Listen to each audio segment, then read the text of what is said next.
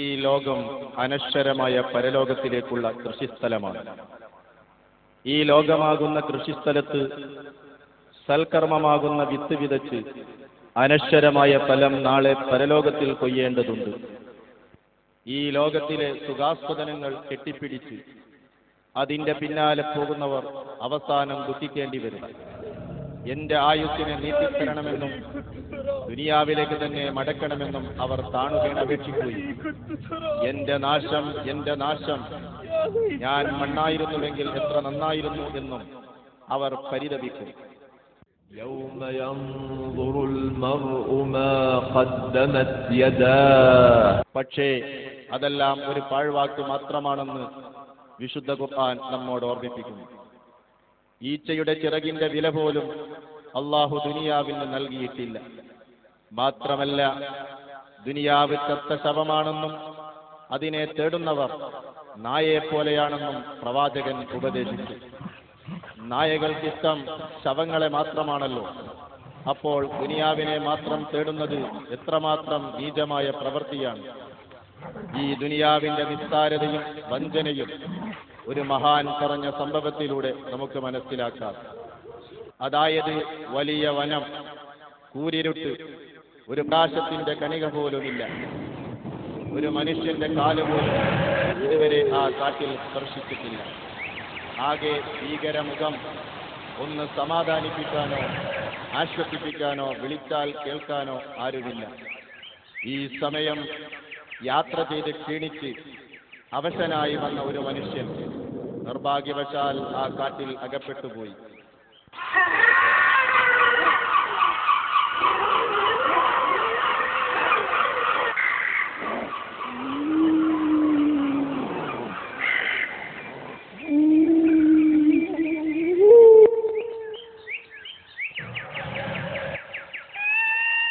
അയാൾ പേടിച്ചു വിറച്ചു. എന്ത് ചെയ്യണമെന്നറിയാതെ അദ്ദേഹം അങ്ങുമിങ്ങും നടന്നു. 4 ഭാഗത്തും പേടിപ്പെടുത്തുന്ന രംഗങ്ങൾ. മാത്രമല്ല, ശക്തമായ ഇടിയും മിന്നും കാറ്റും.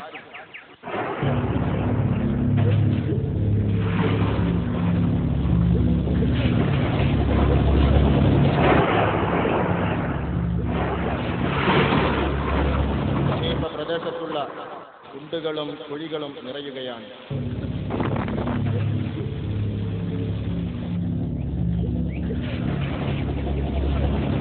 ജന്തുക്കളായ സിംഹങ്ങളുടെയും കടുവയുടെയും ഘോര ശബ്ദങ്ങൾ ആ കാടിനെ ഒന്നുകൂടി വിറപ്പിക്കുകയാണ്.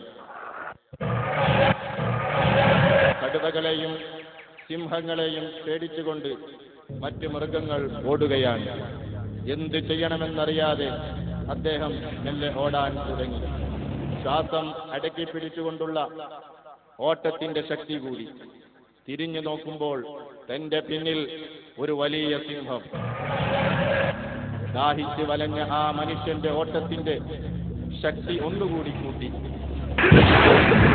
സർവശക്തിയും ഉപയോഗിച്ച് സിംഹം തന്റെ പിന്നാലെയുണ്ട്. ഭയചകിതനായ ആ മനുഷ്യൻ മരണം മുന്നിൽ കാണുകയാണ്. രക്ഷപ്പെടാനുള്ള മാർഗങ്ങളെല്ലാം അടഞ്ഞുകിടക്കുന്നു. അങ്ങനെ കാടുകളും മലകളും മരുഭൂമികളും താണ്ടി രാവും പകലും ഇടതടവില്ലാതെ ഓടി. സിംഹം തന്റെ പിറകിൽ എത്താറായി. അദ്ദേഹം ആർത്തട്ടഹസിച്ചു. സഹായത്തെ പ്രതീക്ഷിച്ചുകൊണ്ട് അലറി വിളിച്ചു.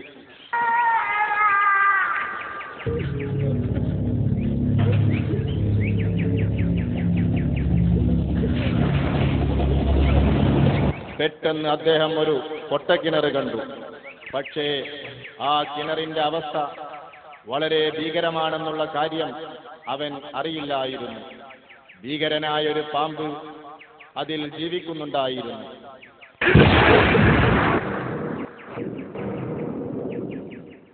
സിംഹം തന്റെ തൊട്ടുപിന്നിൽ എത്തിയതുകൊണ്ട് തന്നെ മുന്നിൽ കണ്ട പൊട്ടക്കിണറിലേക്ക് ആത്മരക്ഷാർത്ഥം എടുത്തു ചാടി.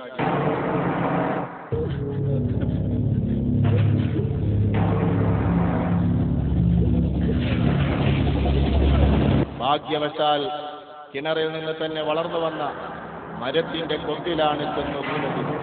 വളരെ കൂരിരുട്ടുള്ള ആ കിണറിൽ താഴോട്ട് നോക്കുമ്പോൾ വലിയൊരു പാമ്പിനെ കണ്ടു.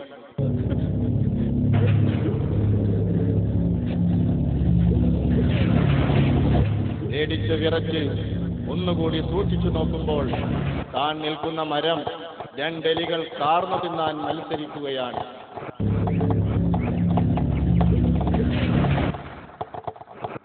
താൻ നേരത്തെയുള്ളതിനേക്കാൾ ഭീകരമായൊരു അപകടത്തിലാണ് പെട്ടിരിക്കുന്നതെന്ന് ബോധ്യമായി.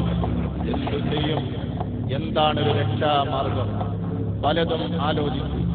ഇതിനിടയിലാണ് താൻ നിന്ന മരത്തിന്റെ 2 ഭാഗങ്ങളിൽ നിന്ന് തേൻ ഉറ്റി വീഴുന്നത് ശ്രദ്ധയിൽപ്പെട്ടു. ഉറ്റി വീഴുന്ന ഭാഗത്ത് തന്റെ വായ വെച്ചു കൊടുത്തു. ഇപ്പോൾ തന്റെ വായയിലേക്കാണെല്ലാം ഉറ്റി വീഴുന്നത്. ഉറ്റി വീഴുന്ന തേൻ മുഴുവനും അകത്താക്കുന്ന തിരക്കിൽ തന്റെ ചുറ്റുഭാഗത്തുമുള്ള അപകടങ്ങൾ മറന്നുപോയി. അതെ, പറഞ്ഞു വരുന്നത് ഈ ദുനിയാവിന്റെ വർണ്ണനയാണ്. ഈ തേനാണ് ദുനിയാവിലുള്ള മുഴുവൻ രസങ്ങളും. തേനാകുന്ന ദുനിയാവിനെ മുഴുവൻ സുഖസൗകര്യങ്ങളും ഒരിറ്റുപോലും നഷ്ടപ്പെടാതെ ആർത്തിയോടെ കുടിക്കുമ്പോൾ തന്റെ ലക്ഷ്യങ്ങളും ബാധ്യതകളും അവൻ മറക്കുന്നു. നൈമിഷികമായ ഈ സുഖങ്ങളെ ഏതു സമയവും വിട്ടുപിരിയേണ്ടി വരുമെന്നുള്ള ബോധം അവൻ മറന്നുപോയി. മുകളിൽ കാത്തിരിക്കുന്ന സിംഹത്തെയും അവൻ മറന്നുപോയി. അത് നിന്നെ പിന്തുടർന്ന് കാത്തിരിക്കുന്ന അസ്രായീലാണ്. താഴെ കറുത്തതും വെളുത്തതുമായ 2 എലികൾ. അത് രാവും പകലുമാണ്. കിണറ്റിൽ വാതിലർത്തി നിൽക്കുന്ന പാമ്പ്, അത് നീ ചെന്ന് വീഴേണ്ട കബറാണ്. ജീവിതമാകുന്ന പടുവൃക്ഷത്തെ രാവും പകലുമാക്കുന്ന 2 എലികൾ കാർന്ന് തിന്ന് അവസാനം കബറാകുന്ന പാമ്പിന്റെ വായിലേക്ക് പതിക്കുന്നത് വരെ അവൻ നശ്വരമായ സുഖങ്ങളിലാണ്.